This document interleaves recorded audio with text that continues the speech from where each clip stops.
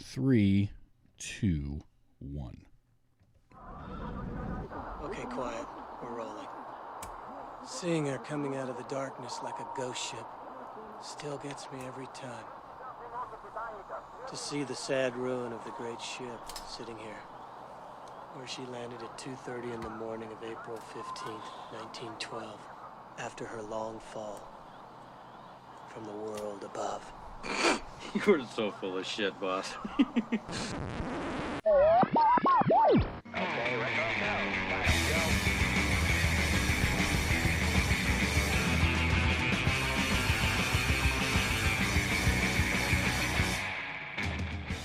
Hello and welcome. Welcome and hello.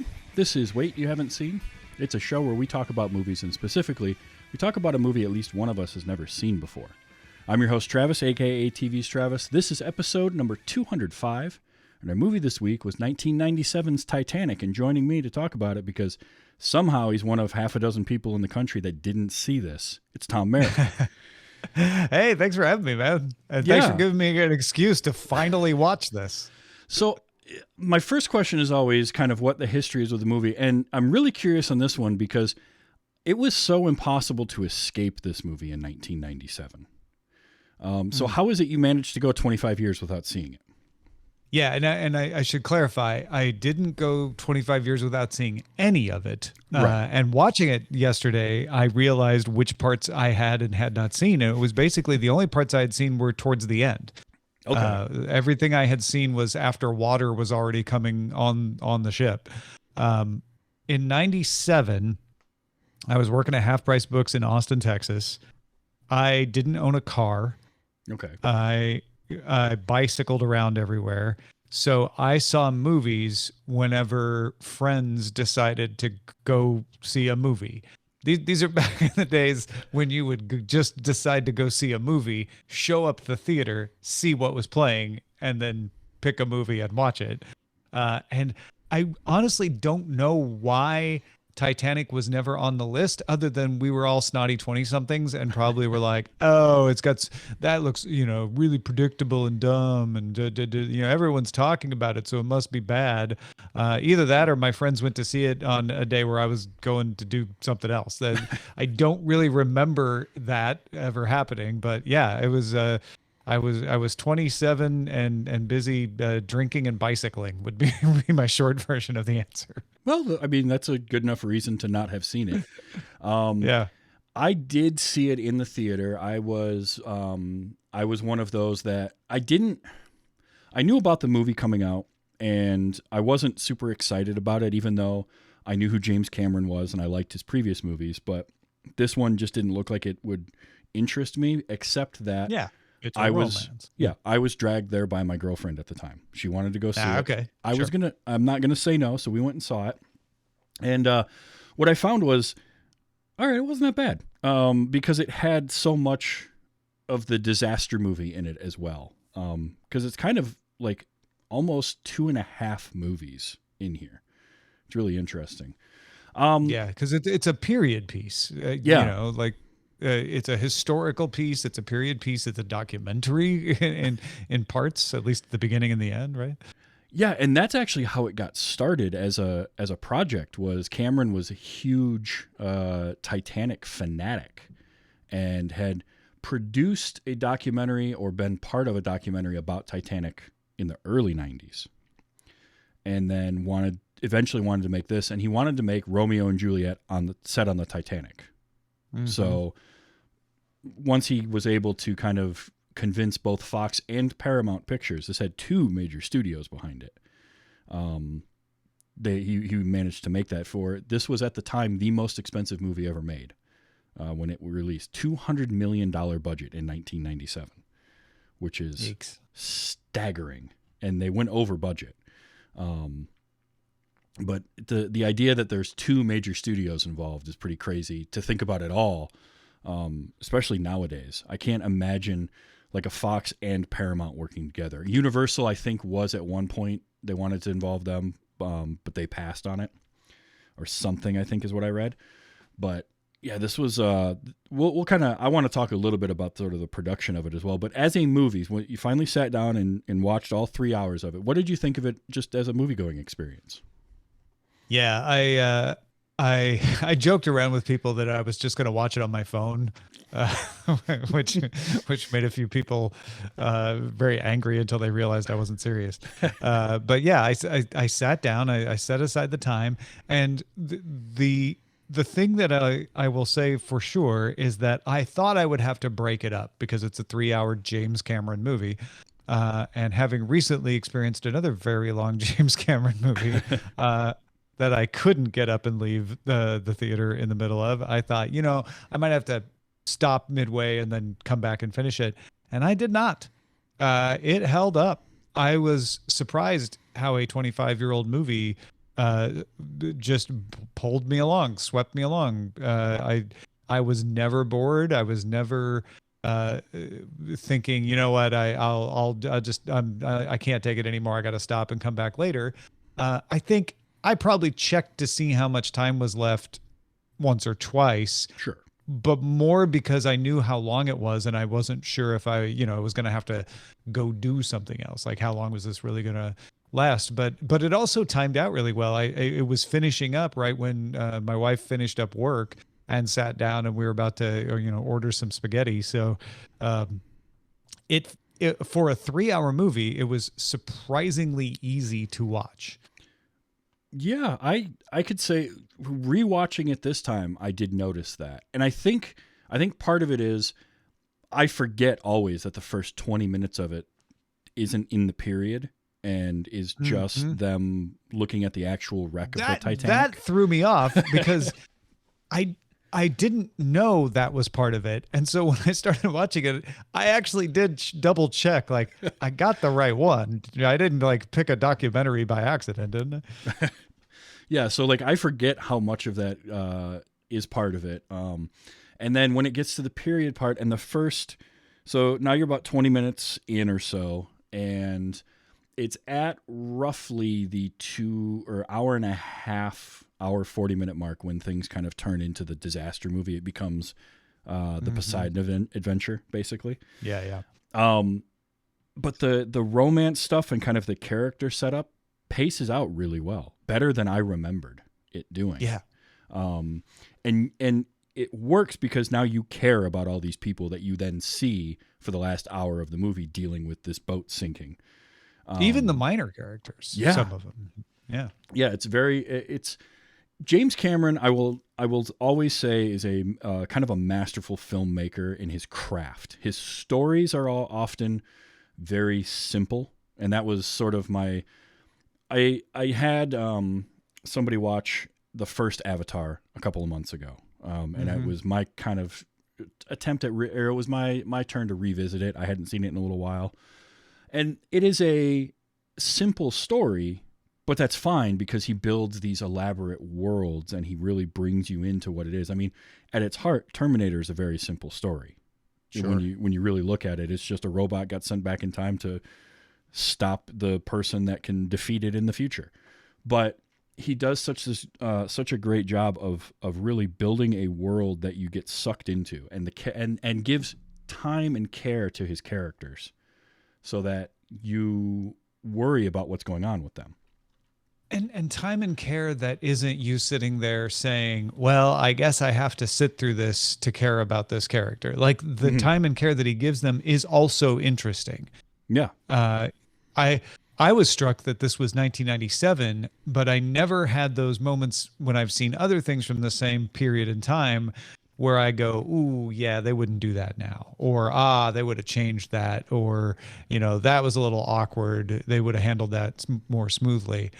Part of that is because it's a period piece. Yeah. But you can add winks to the modern in a period piece, and your winks to the modern in 1997 may or may not age well. I really felt like this didn't have any of those anachronisms in it. No, not really. I mean, the closest you could say, some people try to say Leonardo DiCaprio's haircut seems too modern for that time period, but really it doesn't. It's just when we see photographs of that era, everybody's got Brill cream all through their hair and it's all slicked back. But if you've got hair like that and it's just dry, it's going to look kind of like what his does. Yeah. And if you're in the third class compartment, you're probably not spending a lot of money on Brill cream if you can help it. No. Especially if you're a vagabond like him who's just traipsing all over the world, right? Mm-hmm, exactly. Now, this movie, obviously, it's going to hinge on your two leads because it is a romance. And so you have to have leads that you care about and that have chemistry. And boy, the chemistry between DiCaprio and Kate Winslet, I think, is just utterly perfect. And they've gone on to have like a lifelong friendship since this movie. They've talked about it in interviews. They've worked together multiple times, but just two actors that get along in a way that's entirely believable to me is the two of them in this movie. They never feel like a written romance. It just and it's funny because in this movie, Jack is effectively what we would call today a manic pixie dream girl for Rose, right? He's everything. He is free in all the ways that Rose isn't, and kind of this perfect manifestation of what she needs at that time in her life. But it doesn't feel like it, to me, it never felt forced in any way. Like it just kind of felt like this guy. He's earned in many ways, mostly which when he wins passage from people who he can't even share a language with playing poker, right? From the beginning, like, okay, that's who he is. And I think another testament to that is the scene where she comes running, crying through the length of the ship for no reason that we ever find out. And I was struck by that at the time. I'm like, what's she crying about? What happened? Did the guy hit her? It looks like she was at the opera or something. Like, where is this coming from? And I still find that to be a slightly weak part of the story, but because the next scene is just so captivating, where you can tell this guy's seen a lot. Mm-hmm. And when he says, like, I can tell you're not going to jump, you believe it because he's seen a lot and you've been taught that.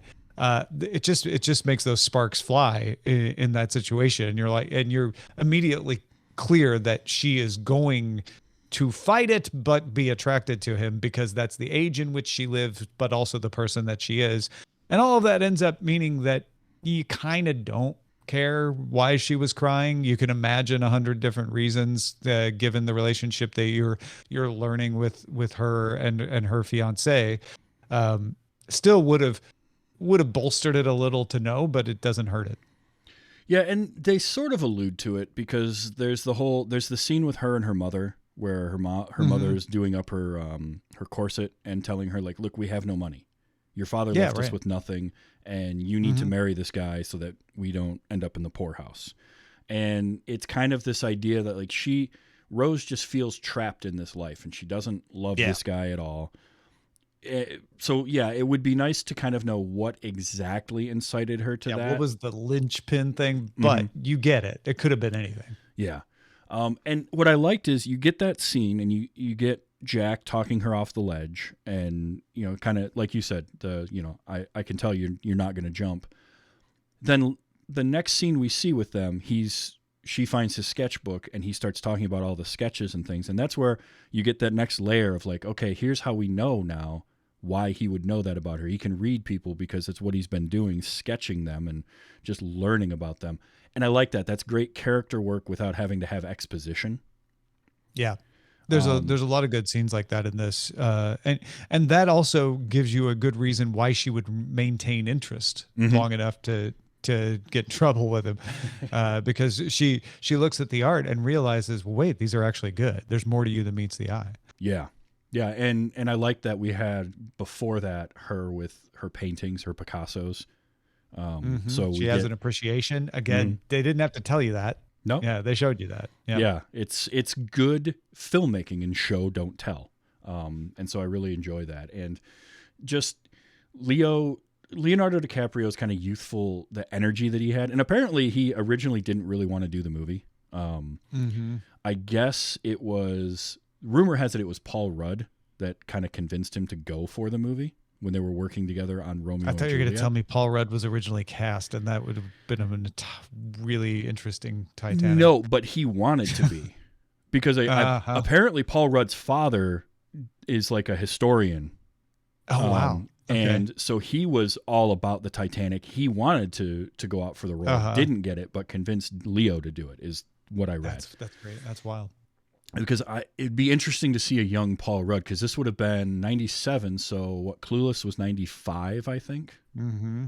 So it would have been interesting to see. It would have been very different, because DiCaprio It might have changed Paul Rudd's career. Oh, absolutely. We might have seen Paul Rudd as the serious actor instead of the more comedic roles. Yeah, wild. Oh boy, and honestly, I don't want that because I love him in his comedic roles so much. But just imagine how many more covers of Tiger Beat he would have been on. Yeah, because exactly. that's something that people forget about with DiCaprio, is he was like on every magazine cover for a period of years. And because I can remember going to the bookstore, going to the newsstand, and I'm over here looking at whatever magazines I am, and it's just this wall of nothing but Devon Sawa and Leonardo DiCaprio and like Jonathan Taylor Thomas faces. But DiCaprio has this like energy about him that, and I just rewatched The Quick and the Dead recently.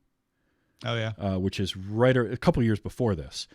And there's just something about him. There's like this, then he's kept it, and it's evolved over the years as he's gotten older.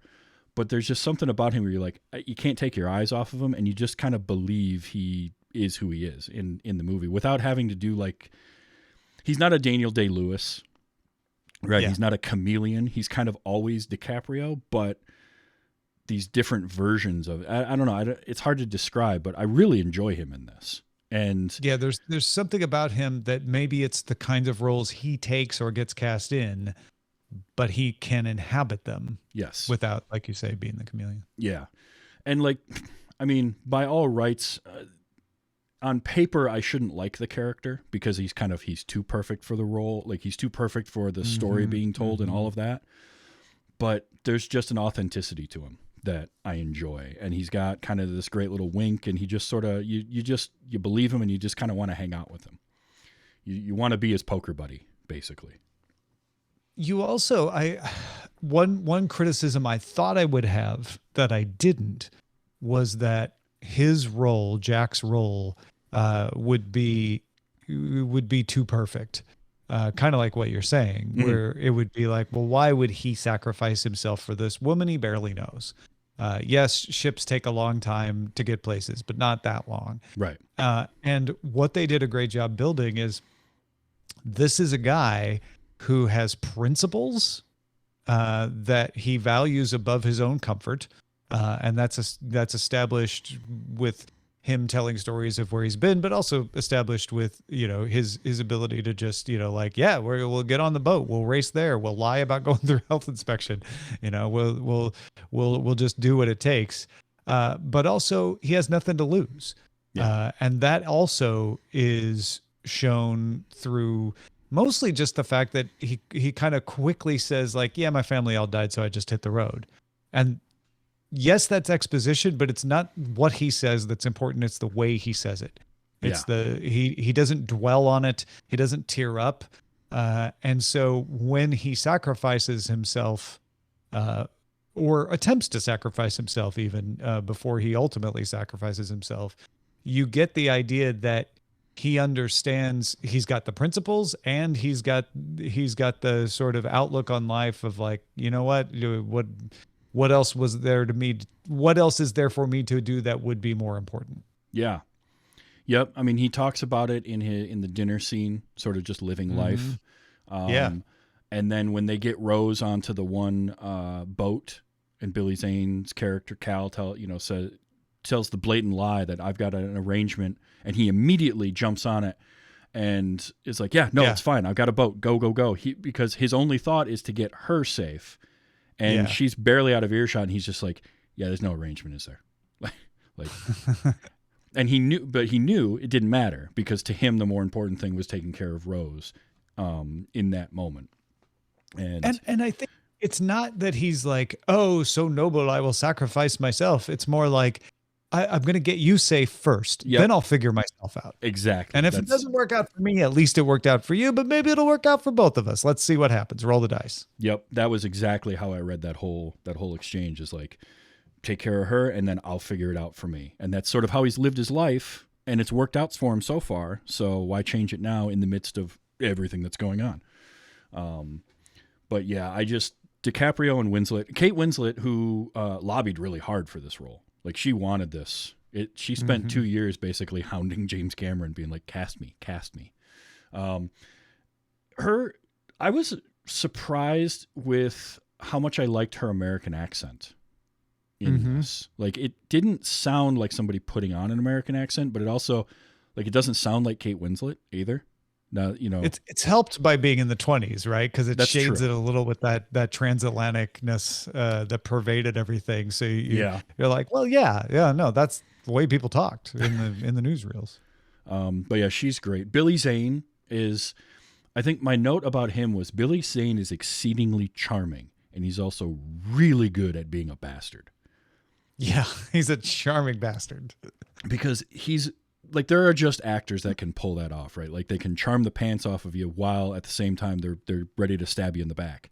And like, he does that so well. And this was coming off of, I don't know if you remember The Phantom, when he made that. Oh gosh, yeah. I didn't realize, I forgot that those are so close. Yeah, this was like the next year, and he's doing this. So when I went and saw it in the theater, this was at a period where I was laying all the groundwork for developing what I call now my superpower, which is like recognizing actors from other things they've done. I did that once when the Spider-Man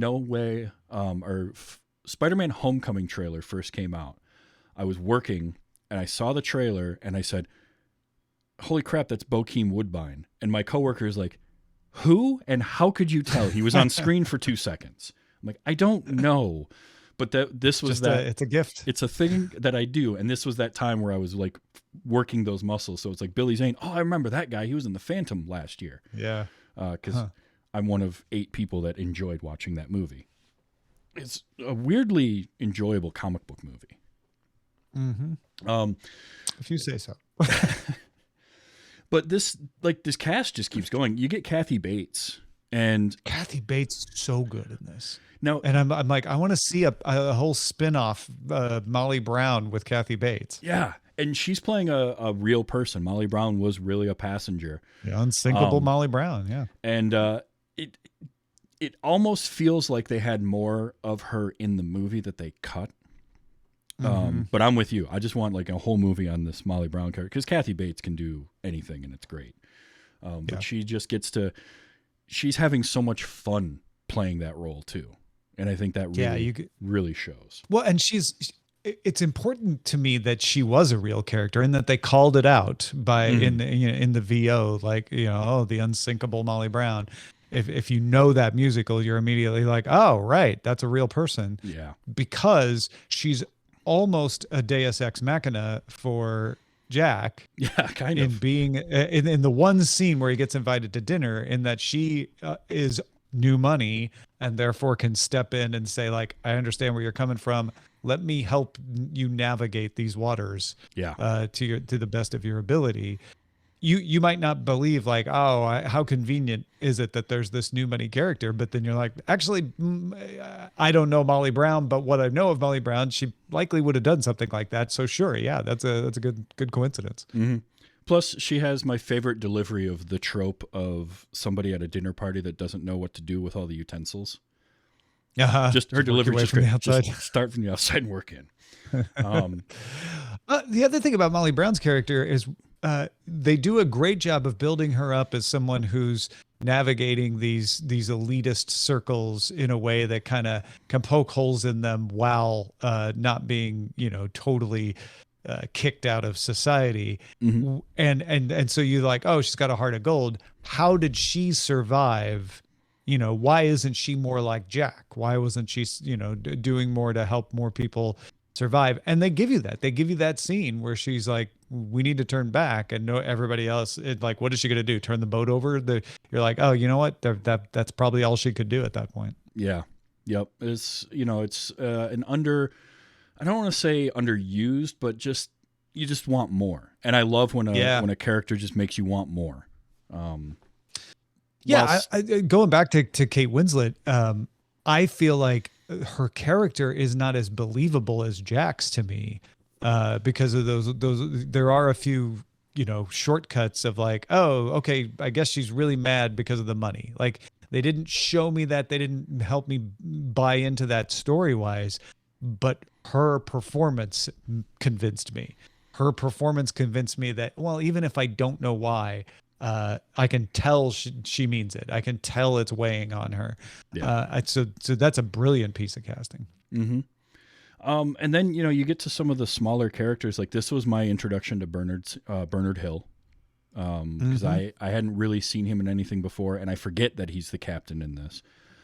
But it's a mark of a really good filmmaker when they can get actors of that kind of weight to be in these smaller roles. When you get Bernard Hill to be the captain, who's not in it a ton, but he's there enough. Victor Garber as Thomas Andrews. I was like, the Doctor Who and Alias connections are fast and thick in this. Yeah. Anything with David Warner, I don't care. He's great. And he's playing such a one-note character, but it's such a David Warner character too. Yeah, like, it's practically don't act, just be yourself. Yeah. just be angry the whole time. Yeah. And he's got the greatest name, Spicer Lovejoy. It might be one of my favorite names of all time. Yeah. And Jonathan Hyde as Bruce Ismay, who I always remember from The Mummy a couple years after this. Oh, wow. He's just a very small role in The Mummy, but I remember him from that. And also like little things like Susie Amos was one I completely forgot. She is Old Rose's like granddaughter. Oh yeah. And she is in one of my all-time favorite movies, The Usual Suspects. And apparently she was dating James Cameron at the time. And I think they got married after this. Oh, wow. So on the Titanic? I don't like know. Underwater? Maybe. That would be a hell of a ceremony. Yeah, no good. But there's so many of these little like faces that you see. Danny Nucci is Fabrizio. Is another one of those faces that like I never could remember his name, but I always knew him because he had one moment in the movie The Rock where he got to like deliver a big line where it was just him on the camera, and it's one of those moments that you're like it burns into your brain, and then you see him in something else, or I see him in something else anyway, and I'm like, oh yeah, that guy, I remember him. Yeah. It's also a very young Ian Grufford, who I didn't even write. It took me forever. I saw his name pop up. Which in the one opening was credits. he? He was one of the. He was First Officer Lowe. At the end, he's the one yelling out to everybody as they're rowing the boat. Yeah. And I've spent the entire movie like, Oh, wow. where is he? Where is he? Where is he? And because he's so young in this, he's probably like 23, 24. Yeah, And there was one other person who. Well, Bill Paxton. Bill Paxton. Yep. He. I love Bill Paxton, and it's the perfect role for him. He's not going to work in the period stuff at all because he's just gonna he's going to pull you out of that time period. But he's going to be in a movie with James Cameron directing because I think he's in all of them, right? Up until practically until he passed away. Yeah. The two others that for me always just make me chuckle is Michael Ensign is the character of he's the actor who when the ship is going down, he shows up and he's like dressed up and he says, we're gonna face this like gentlemen and we'd like a drink, and then sits in that ballroom. And he just sits down and gets all wide-eyed when and this is the tenuous connection here. He is the stuffy maitre d' in Ghostbusters at the hotel. Oh, okay. And so he's just got that, because I watched Ghostbusters, I wore out the Betamax tape I had Ghostbusters on growing up. His face is burned into my brain. There was one other person, though, and now I can't think of who it was. Oh, it was, there's that scene when Kate Winslet is kind of giving him the dirt on everybody. and she's naming all the different people. One of them is where is he? Eric Braeden is John Jacob Astor, and Eric Braeden has the most credits of anybody in this cast because he was, or the most work because he was on The Young and the Restless for like 40 years. And he's I recognize the name for some reason. It's like 3,000 episodes of that soap opera or something insane like that. And that was my mom's soap opera growing up. So I saw his face a lot. So it's like, it's just those weird connections we make when we see movies like these over time that I find fascinating to pick up on. And you see them and then they're just off the screen, but it's like, oh yeah, I remember that. And there's something to a connection with that I kind of enjoy. So it's a really good cast up and down though, because nobody feels out of place either. Like the people they had in the 1910s period section of the movie all feel like they really did a great job of having them, coaching them to be in these characters well. And like you mentioned, a lot of the small characters and that sort of extras in the background even feel authentic because they did something in this that I had never heard of before. And they had core extras. They actually had like 150 extras that they kept around for a majority of the shoot instead of just kind of being day players. I wonder how many of them got SAG cards afterwards. Yeah. After that much work. I mean, I would have. But it shows because especially the third class compartment, you start to recognize people and you don't know their story. You don't know much about them, but you recognize them to the point that when they are running from the water later, it's not just faceless people running from the water. You're like, oh yeah, that was the woman with the baby, or that was the one dancing, or what, stuff like that. Yeah, and that's the kind of detailed attention that James Cameron does. That, and it's so much more important, I think, to do something like that in this, where it's a contained film, where everything takes place on this boat. So it makes sense that you would see the same faces. It's a ship. Sorry. As they point out to us early in the movie. That's the only reason I said that. But it's like, it would be different if it took place in New York City. You can get away with just extras because there's always different people on the street. So I like but that. It is a self-contained ship. You're right. Yeah. And Cameron is known for ridiculous attention to detail. In fact, sometimes detrimentally, because he's apparently kind of hard to work for. And one of the rumored stories is that there was a crew person who got so upset about stuff that he had done, because he, I guess, would like yell at crew, yell at cast, with a megaphone even, that there's a rumor that a crew person slipped PCP into the clam chowder. Wow. And they ended up getting people, like 50 people getting food poisoning from it and having effects from it because this person was upset over conditions. I don't know how much truth there is to it or the reasoning behind it, but you hear these kinds of stories with like broken bones for stunt people. Kate Winslet chipped her elbow from one of the scenes because that's the thing. It's about, what is it? Maybe hour 20, hour 30 into the movie. Suddenly we go from this period piece drama to disaster movie. And the pacing picks up at that point too. Well, what stunned me is that we were already hitting the iceberg, and there's the majority. We weren't even at the halfway point, right? And I'm like, oh, okay, because it's only gonna be, they told us in the movie it's like something like 6 hours that it goes down. After it hits the iceberg, I think they even said it in the present day section. So because they give you that lovely, like, here's what's gonna happen, which I loved. I thought that's great. It's not a spoiler, it's guiding you so that the tension builds more because you saw the 1997 era graphic representation of everything. You're like, oh, that smokestack's about to go down, and it's those people better get out of the way. They don't know it's coming. Stuff like that. So it was mostly disaster movie, really. Yeah, and done in a way where, like, to keep the tension going, obviously they got to split up. Jack and Rose, and Right. then have a reason. So they give you this whole thing with the heart of the ocean, the diamond, Mm-hmm. and Billy Zane's character has to plant it on him and then accuse him of stealing it, which I thought was if there was a forced part of any bit of the story, it's that. But they sort of set you up for like this guy he doesn't want to lose at all. Yeah.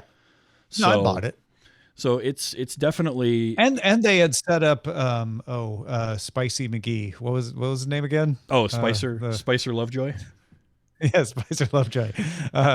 They set him up to be the kind of person who would do exactly that sort of thing and be relied upon to do it. So yeah, it's a little forced, but I totally bought it. Yeah, but they managed to split them up, and then they put Jack in the room and they handcuff him, and Lovejoy just leaves him there, takes the key, and walks out, knowing the ship is going down, but doesn't care. So now you get that whole scene where Rose has to go and find him. And that one, that tension just keeps going because every time we cut to a different angle, the water's just a little bit higher and just a little bit higher as she's trying to get through all of that. And I love when she comes in. One of the things that hit me is how slow it sank and how long they knew. They like, yeah, we're doomed, but we have time to think about it. That to me is so much worse, having that time. Because the Thomas Andrews character, as soon as the iceberg hits, he's like, we're sinking. The guy that designed the ship is like, we're done. It's not, there's no way around this. It's not an if, it's just how long is it going to take? And yeah, I love when she comes back with the axe and he's like, all right, let's give it a couple of tries. Second one, completely, I was like, hey, good enough. I trust you. Least believable part of the entire movie in my my estimation is that she was able to break that in one go after proving that she had no aim moments before. No aim, and she's at this point probably hip deep or deeper in the water. I don't know how she no leverage. Generated she's any. Probably not that strong. No. So no. So being a early 20th century lady. Yeah. So there's where you got to suspend your disbelief is because let's face it, that chain doesn't break and Jack's missing at least part of a hand or something. Yeah, maybe the chain breaks, maybe, but that's only if she hit the chain, which is the part I found harder to believe. But then like it's another thing where so much of this movie is the disaster movie and it should feel like it's too much, but it's paced so well. Yeah, and they do really such a good job of cutting from Jack and Rose to we go and see Cal and Lovejoy for a little bit. We talk with, and we check in on all these other characters that we got to see earlier and see what's happening to them. And like they keep cutting back to that band playing, which did actually happen. And that's such it's such an emotional scene because they know why they're there. They know the ship is going down and they just keep playing. And then the one guy doesn't give up and the others are just like, all right, let's get back to it. We can't leave him here alone. I really enjoyed that. It was chilling. Yeah. It is very chilling. One of the most poignant parts, one of the most poignant scenes in the movie, I think. I think that one, and when the captain goes into the cabin and locks the door and just stands there waiting for it to happen. Like he's like, I'm going down with the ship. I took that as, my team is trained. They will do their best. There's nothing else I can do to help. This is my role. It was his role. Plus he put so much of the blame on himself for what happened. Because he feels like he should have stood up to the Bruce Ismay character more. Yeah, that's the character that can't even look at the ship as he's leaving on the lifeboats, and the whole thing with not having enough lifeboats and then they're not filling them all the way. Like just so much of that. Oh yeah. And Victor Garber's character saying like, I argued to put more on, but executives, what are you going to do? Right. And then from a filmmaking and technical standpoint, just the way all of that looks, because so much of it is done in a giant tank. And they built the ship only on one side, but it was built to scale. Was like And 90%, yeah, like almost full size. Yeah. but they only built the one side of it. But then, if you remember at the beginning of the movie, what we see as it's leaving port is the other side. Mm-hmm. They actually had to flip the ship and then in post. So they actually shot everything reversed, including doing all the costuming and everything in reverse. Huh. So wow. that was a big budget thing to have to go back through and remake everything so that it would look correct when they flipped it around to show it from the port side. Yeah. Because as I They mentioned, just VFX that now. right, exactly. And that was as close as they could do to it. Was like, well, we'll film everything this way and then flip it around. Another thing that normally would get VFX'd is the sunset when Jack and Rose are on the bow of the ship. That's not an effect. That was a real sunset. They built the set so that they could capture that sunset naturally. And what was it, like every day for the 4 or 5 days they had scheduled for it, it would be overcast at sundown. And so it finally was that last one they managed to capture it. And Cameron, who loves his computers and loves his visual effects, for him to go that route and basically say, "Oh, we can't do better than a natural sunset, so let's make sure we can film that." I thought was I wonder a if nice he'd make the touch. same choice now. I mean, I can't imagine he would, because now you can reproduce that so well. But it's sort of like it's that idea of like he had to develop the 3D technology to make Avatar, and that's why it took him so long to make Avatar. Like, Right. he couldn't reproduce the sunset at the time, so why try? Yeah. But I think now he probably would, and you'd have more control too, which is the big thing that you don't think about with filming is like, if you're filming outdoors, you're at the mercy of weather. And this movie was already drastically over budget and over schedule. It was so beyond schedule. The what was it? Cameron had to agree to forfeit his salary and his front end of the movie in order to get it made, because I love the quote. I think it was he was walking in the halls of Fox, and one of the executives was coming the other way, and he's like, "Yeah, I'm probably like your least favorite person right now." And the executive's like, "Look, if your movie makes money, it's fine." I'm an executive. All I care about is the profit and loss, the P&L. Yeah. That's it. Because Fox put something like $120 million into this. And Yeah, then because it they had was- the international, is that right? And Yeah. Paramount had the domestic. Yeah. Yep. But just to get it at all, and then on top of that, one of the most well-known parts of this movie is the song "My Heart Will Go On," which Cameron didn't even want to have initially. Why was that? He didn't want a song playing over the end credits. He felt that would feel like selling out, and it would feel Like a disservice to the memory of the actual of the events and the movie itself. So he didn't want that. And what happened was James Horner gets hired to do the music, which in and of itself is kind of amazing, given that Horner and Cameron butted heads a lot on Aliens. Horner gets hired, is working on this, and he kind of in secret works on the song and writes it. And Celine Dion apparently also didn't want to do the song and had to be convinced by her husband to come in. And I don't know how true this is, but I did see where she came in, did it in one take, and that's what they used. So effectively it's the demo of the song, which, given her career, I could buy it because she's just that good. But she's just good enough. Yeah. Yeah. And sometimes first are best. yeah, that's true. But Horner did all this, and then kind of at the last minute sort of showed James Cameron, and Cameron was like, "Yeah, okay, that song's good. Let's go with it." And so they put it in there. I don't know, like, That Celine Dion's not bad. I guess we'll could use it. and I think this movie still would have done really well, but that song, you could not get away from that song in 1997, 1998. Like, it was impossible to go anywhere and not hear that. Oh, totally. Yeah.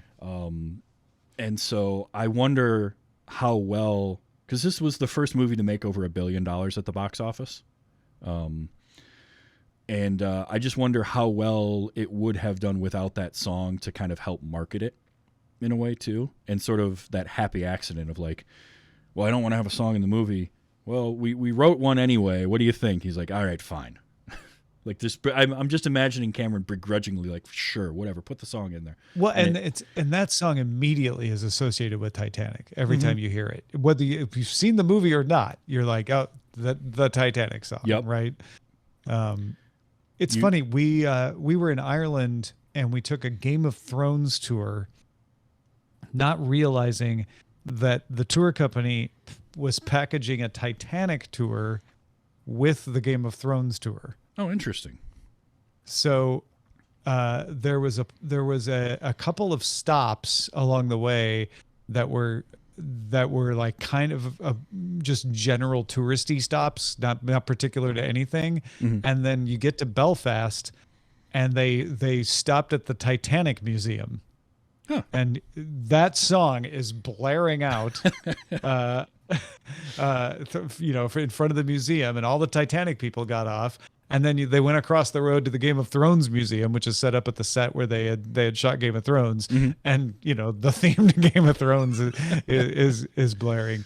But I remember thinking like, oh, I'd be really interested to see that Titanic museum. But is it a museum of the movie or the actual boat or both? I couldn't tell. I mean, because they were playing the song. So yeah, I know that's where it was built. So I think it is. I'd have to research that a little bit more, because I'd hope that it's more about just the actual ship, but they incorporate. I'm sure it's based on the shipbuilding, but I imagine they used tied as much of the movie into it as they could, just to, I mean, that'll get people in the door. That's for sure. Yeah, exactly. All right. So the big question is, was there room on the door for Jack? Right, because that's the huge debate. That was the first thing Eileen said when I sat down to watch the movie. She's like, "Let me know what you think. Let me know what you think about the door." And then she came back, like I said, like towards the end of the movie, and she's like, watch it. As I look at it, I'm like, "There's totally room on that door." There, like, he's hanging on the edge, so I don't think his weight matters. They could have both sat on the door. So what I did in my head is said, in reality, the door was smaller, but for filming, they had to make it bigger. The way the friend's apartment was way bigger than any person in their 20s could have afforded in Manhattan in the 1990s. Right. But they made it bigger to make it easier to shoot. The door was bigger, so it was easier to shoot. Okay, I'll go with that. I mean, that's as good as any, because there is the one moment where he tries to climb on. Yeah. Because when he tries to climb on, the door starts to like flip over, and he should have just moved over a little more and counterweighted. It would have been fine. I think the door could have held them both as it's depicted, but I'm going to go with your theory in that it just looks bigger because it films better. Yeah. The real story of Jack and Rose does not have that big of a door. That's why he had to hang off the. There you go. Exactly that. There was an alternate ending for this. I didn't know that. Yeah, it takes place in the present day, because we get the scene with Gloria Stewart's old Rose walking. By the way, brilliant performance. I totally bought that. Yeah, she's amazing. She deserved that nomination she got for Best Supporting Actress that year, because she was fantastic. So her scene at the end where she walks out, gets up on the railing and drops the diamond into the ocean. The alternate version of it is she gets all the way out there, and then like the crew of the ship catch her and are trying to convince her not to do it and not to throw the diamond away. And Bill Paxton's character is like, because obviously that's what he's been searching for, is that diamond. Right. She lets him hold the diamond for a minute, and it's like it's enough for him to realize that it's not important, and then she throws it into the water anyway. And I don't like that alternate ending at all. I don't. It feels. Oh, really? And I think because end of the day, it feels better to have Rose be the only one that knows that the diamond isn't at the bottom of the ocean already. Right. And she's kept it all this time, and it's her. She's finally gotten to tell the story of Jack and sort of tell the story of what changed her life and let her become the woman that she is, and her being able to like let go of that on her own with no one else around and no one to see it. To just have that moment to herself, I feel like is a lot more powerful the way that they did it. I think I agree with you that the way they did it is better than the alternate ending. I don't hate the alternate ending because it's just a little too convoluted. What I sort of like about it is the idea that Bill Paxton's character understands the scenario enough, and so you actually round out his story a little more. But it's not necessary to round out his story more. And I like her just slipping out and dropping it. The only thing I don't understand is why she didn't sell it. That's a great question. Because it was a symbol of her oppression. Yeah. It was the gift from the person she hated, and the person who, you know, in many ways is responsible for the death of Jack. Maybe not directly, but you know, it certainly delayed things a lot. So I was a little curious, like, well, why did she hold it? She's not giving it back to Jack. Jack didn't want it. It wasn't Jack's. The only thing I can think I liked your expression of like, it's her finally letting go of the last of her past. And I think, I mean, you could maybe kind of work the scenario that she kept it all these years because it was the reminder of sort of because of that diamond and because of that oppression that she had from Cal is why she and how she met Jack in the first place. Her, and it was that one last sort of tangible thing she could hang on to remember him by. Sure. And then finally, that's a good explanation. I like that. It was sort of a reminder of what she was avoiding, and also, you know, how Jack saw it differently than Cal did. Cal saw it as a bribe, basically, whereas Jack saw it as something beautiful that went along with her own beauty. So yeah, all right.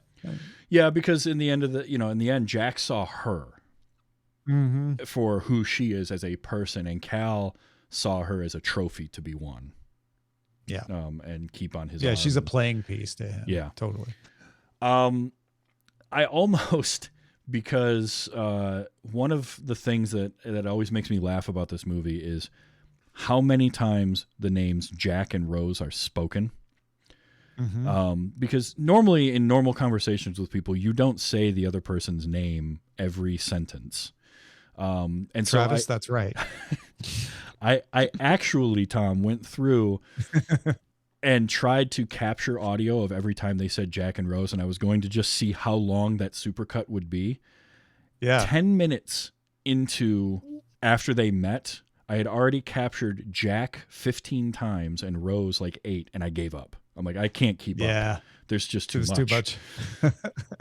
But I have a feeling that supercut has got to be like a solid 5 minutes of just Jack, Rose, Rose, Jack. If you do that with video, you got yourself a YouTube hit. If somebody hasn't done it already. Yeah. But that was when I was like really paying attention, listening to the movie. That was another thing that I noticed was how good the sound design was to this too. Yeah.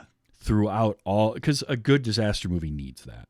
Anything that's this special effects heavy and this practical special effects heavy, because there's so much of that with these big sets. And the sound is just fantastic. And played well on I have a very simple 5.1 setup, you know, and I was hearing, I thought there was a leak in the house there, you know, I heard the water dripping behind me. Yeah. All of that, the eerie quiet right before the iceberg hits. Yeah. And the way that they just like all that negative space, tonally, and they just get rid of everything. And then you get that sound. And I think they said that the way the iceberg hit was how it happened to the actual Titanic, including the length of time that it ran along the side of it. It was like 30 seconds of that iceberg just scraping along the side of the ship. And the obliviousness of people to it, right? Mhm. You know, we're so used to air travel now. If something happens to that airplane, every single person on an airplane knows what's happening to that airplane. The idea that someone could be in their cabin and go, "Did you feel that? It seems like there was a little shudder," and it's like, no, that's the iceberg that's about to sink the Titanic. That's wild. I feel like that's like the, you've, well, it might be for you being in the LA area when a mini quake hits and you're just like, all right, earthquake, go back to sleep. Yeah. You Well, sort and of, those last 4-5 seconds, tops. Usually Yeah. they seem longer than they are. If one were to last 30 seconds, it would feel like it was going on forever. So yeah, it's just from a technical standpoint, this movie deserves all the awards, and it looks good 25 years later, too. I agree. Yeah. It did not look like a 97. Did not look like it was made in 97. No, and there's a good amount of computer imagery in this too. Mm-hmm. But they were doing this, and this is the thing, and I say this all the time when people want to decry CGI and say, well, practical is always better. Practical ages better, I think, most of the time when it's well done. But the best use of stuff is using the power and ease of computers to extend practical effects beyond where they are, or to integrate them easier, to augment them, so to speak. Yeah. And so this was Cameron doing this in 97 when I feel like a filmmaker that's not so insanely beholden to like every detail is going to over CG a lot of this. And water especially is expensive to film, but it's hard to reproduce digitally. Mm-hmm. It never looks quite right. And so, you can see where all the money went in this movie, because it doesn't look cheap at all. And to look this good 25 years later, I do, and I don't know if the version that I watched had this or not, but they re-released the movie in 2012 in 3D. Yeah. And one of the things that they did on top of the 3D conversion was they fixed some of the night sky, because apparently Neil deGrasse Tyson got a hold of James Cameron and was like, hey, by the way, your sky is wrong. That's not what the sky would have looked like over the Atlantic at that point. And so they redid it for that re-release. Do you know what was wrong about it? It was just the wrong sky. Like they just had like the stars were in the wrong place. Yeah. He basically said none of the stars that you showed were what the stars would have been over the Atlantic during that period of time. Yeah. Okay. And so they went back, and I believe that Cameron would go back and fix that, because that guy is crazy, and he would do that. But they spent something like $80 million doing that 3D conversion for this movie. Yeah.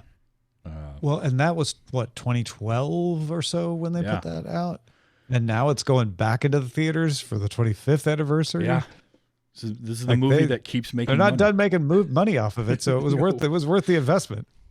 Yeah, and talk about a big swing though, because if this movie doesn't blow up the way that it does, we're not talking about James Cameron. His career is done. No, it's Waterworld. Yeah, exactly. Nobody talks about Kevin Reynolds at all. No. But I think people that don't see this movie it's hard to appreciate what the movie is if you just go by kind of it's just a love story that's on the boat that sinks. Because there's more to it than that. It's a really compelling story. The characters are probably the most fleshed out of any of the characters in a James Cameron movie.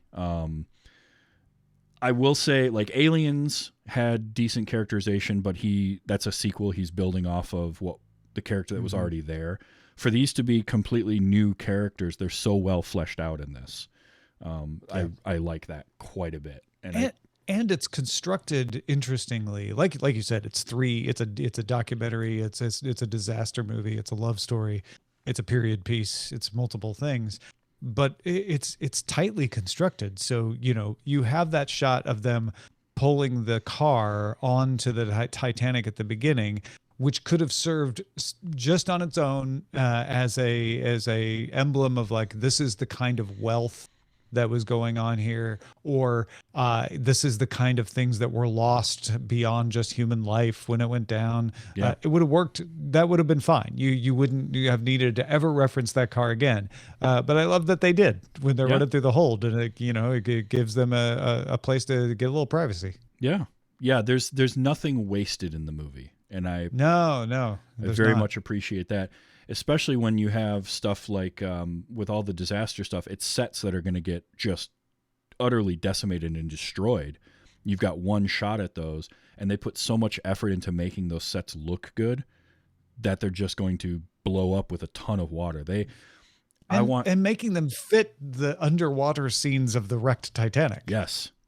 The only thing different was, I believe they had to rescale, because he brought in Titanic historians to like scrutinize what they did for the sets, but they had to rescale like the staircase a little bit, because that grand staircase, just for the difference in height of people from 1912 to 1997. Interesting. They had to just tweak the scaling just a little bit on that, but just the attention to detail and everything that they did. I really, it makes for a very enjoyable movie to watch. And that's tough to do with a 3-hour period piece. It's not an easy sell for people. But I think also because it switches gears at the hour 34, if you want to take a break, that's not a bad spot to about halfway through. And then you can come back and kind of be ready for the nonstop thrill ride that is the part sequel. 2. So, are they going to make a sequel to Titanic? Funny enough, they've made a couple sequels to Titanic, not directly to this movie, but there was actually a movie that came out called Titanic 2. Oh, really? I have no idea what it was about. I kind of avoided that, but there was a Titanic 2 about another ship that, spoiler alert, also hit an iceberg. I would think they would do Carpathian. And it's the story of Rose on the rest of the voyage home after they got saved. Now that would be interesting. I like that. I would be interested in that. I like to find weird stuff to capture audio wise. And tell me, I have to play this for you because when I was watching it this time, I had to stop and rewind this and listen a few times. This is when the ship is starting to go down and somebody falls. And I think what the sound is them hitting something. But this sounds to me. Well, I'm going to play it, and then I want to see if you hear what I do. Okay. I'll play it one more time. You can kind of hear what sounds like something bouncing off of something else, but I hear Chewbacca. Is the guy hitting the propeller? It might be, but I hear Chewbacca. And now I can't unhear Chewbacca. Like every time I watch it, it's like hearing a Wilhelm scream, and then you never unhear it. So that's amazing. I feel like Chewie was on there somewhere. See, it's a crossover movie. And one more shout out to Gloria Stewart just for playing old Rose and how like to have that line of boy that was me, wasn't I a dish? And then what was the other one was her saying something about it was like the most erotic moment of my life. And here's her granddaughter just like turning every shade of red possible. And I just love that because we all know that old grandma who's like that. Oh, yeah. Yeah. Or right up there is the line where she's like, oh, you want to know, did we do it? Yeah. Yeah. Oh, it was so good. I forgot how enjoyable this movie was. I hadn't watched it in a few years. And it's a lot of fun. I'm glad you finally got to see it. And you had a good time with it. I wasn't sure. I was like, why did I pick a 3-hour movie? But I'm glad I did. It did not feel like 3 hours. And now I can say I've seen Titanic and I have a very positive opinion of it. There you go. And now nobody can say you can take that away from you either, which is great. And 3-hour movies are always a tough sell, no matter what it is. Mm-hmm. Even at 2.5 hours, it can be. I've seen somewhere, and what I like is a good film. It doesn't matter how long it is. The Green Mile is kind of my measuring stick for 3-hour movies. I saw that in a theater, and I came out and I was like, "That was 3 hours." I couldn't believe it because it's so well paced, and that's what it comes down to is pacing. when you get beyond an hour and a half, you've got to have good pacing or things are just going to drag. And that's why I think so many people don't like movies past an hour and a half, is they see a bad one that's 2 hours or 2 hours and 10 minutes. And you're looking at your watch, you're waiting, trying to find time for it to be done. And you're already setting so much time aside, especially when you consider it, getting there, parking, getting out, all of that sort of thing. And there's so many movies that don't have the best pacing that, you start to shy away from the longer movies. Yeah, and I know this one's helped by just going to, switching gears and going to that disaster movie in the second half, because now you're just ratcheting tension all the time. Yeah, and you're at a new movie, so to speak. Yeah, and look, James Cameron just knows how to make a compelling thing to watch. He's been doing it since. Now I know he Titanic. can do pacing. Yeah. How's the pacing compare with Avatar: The Way of Water? Because I haven't seen it yet. There's no comparison. Fair. Avatar: The Way of Water may not be technically a longer movie than Titanic. I haven't actually. I don't remember exactly what the running time is, but it's a much longer movie than Titanic. That's good to know, because I haven't seen it yet, and I want to prepare Take myself accordingly. Okay. Comfy. Something comfy to sit on. Yeah. Excellent.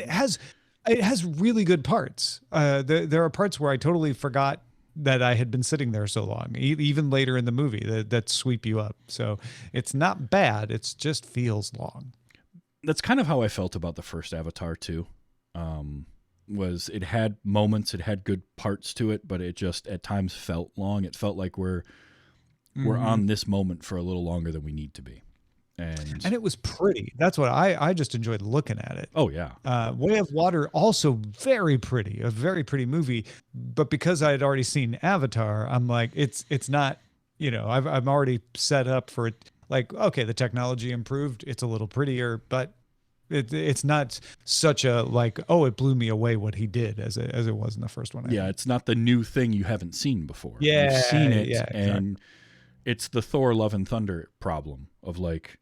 Thor: Love and Thunder in a vacuum isn't bad, but you've already seen Ragnarok, and it's treading a lot of the same ground. So that's my theory. It's an incremental improvement. Yes. Well, Tom, thank you so much for being here. This was a ton of fun. I'm really glad you got to see this new movie, and it was a great conversation. Now I listen to Daily Tech News Show a lot, but you have a couple other projects that you work on. Thanks for having me. This was super fun. I really enjoyed it, and I enjoyed watching the movie in preparation for it too. It was great talking to you. If folks are into movies, which if you're listening to this, I assume you might be, we talk about TV and movies on Cordkillers all the time. Cordkillers.com. It's me and Brian Brushwood talking about the things we watch and how we're able to watch them. So it's following the streaming revolution as it goes along. And so talking about the services and the technology that you use to watch things, but also the things we watch and what are some of the cool things to watch. And one of the cool things that has happened in the course of the show is there have become so many more streaming services that we've gone from like, hey, there's a show on a streaming service to, oh, here's a few shows you might want to check out to help you navigate those waters. Excellent. It's been interesting watching how that show has evolved as the streaming services have evolved as well. So very, very cool. Well, thank you so much for being here. This was a ton of fun. Definitely welcome back anytime. If you have another movie that you want to come on back and talk about, anytime. A shorter movie, possibly. We can do something shorter than 3 hours. I'm good with that. So I record this show typically Sunday nights, but it comes out as a podcast during the week, Wednesdays. So this will go up a little bit later tonight. And I record it live, stream it at twitch.tv/tvstravis if you want to come hang out and be like Voltaire or 9 of 12 in the chat. And the show comes out weekly. I've 205 episodes in. I haven't missed a week in those 205 episodes. I'm kind of crazy that way. I was reading your newsletter this past week where you had done something like 10 or 12 podcasts you had recorded in a week. It was 13 or 14, yeah. And I was like, good. Somebody who's doing more shows in a week than I am, because I always feel friends of mine will ask me like, well, what stuff are you working on? I'm like, I've got 3 weekly shows that I do, plus a bi-weekly show, plus I just said yes to being a guest on 4 different shows in like 2 weeks. Yeah. And I feel like I'm crazy. So it's good to see somebody out there doing even more. Well, thanks. I'm not sure if that's a good idea for either of us, but Probably not. when you enjoy doing it, you can't stop. Yeah, that's what it is. As long as I keep having fun, I'll keep doing it. Totally. And if you enjoy this show and you want to back, I do have a Patreon for the show, patreon.com/WYHS. And you can also go to tvstravis.com, where you can find this show, other shows that I work on. I've got some blog posts coming soon. I'm in the very, very early stages of a YouTube series I want to start doing, diving into film franchises and kind of taking an entire franchise at a time, which the more I think about, the scarier it gets. But we'll see what goes on with that. So tvstravis.com is the place to find that, and that's where you can find this show as well. So once again, Tom, thank you so much for being here. I had a great time, and I'm glad to hear that you did as well. Thanks, man. And until next time, next week, I am watching Ray Liotta in No Escape. So that'll be fun. Come on back next week for Wait You Haven't Seen.